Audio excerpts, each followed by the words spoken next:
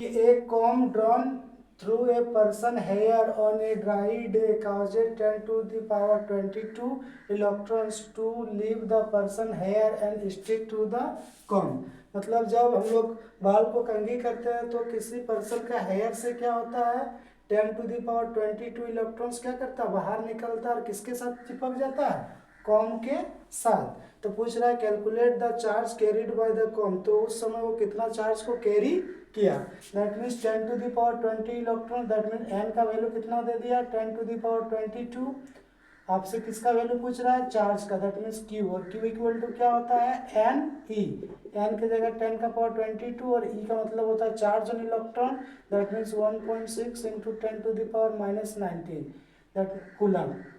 इसको सॉल्व कर देंगे तो 1.6 इंटू 10 का पावर 22 -19, तो आपका कितना आ जाएगा, 1.6 into 10 to the power 3।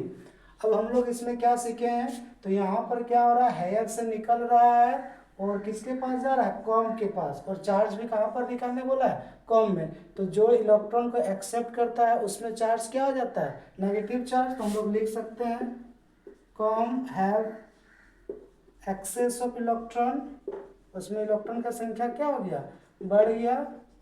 Therefore Q equal to कितना हो जाएगा, -1.6 into 10 to the power 3 coulomb.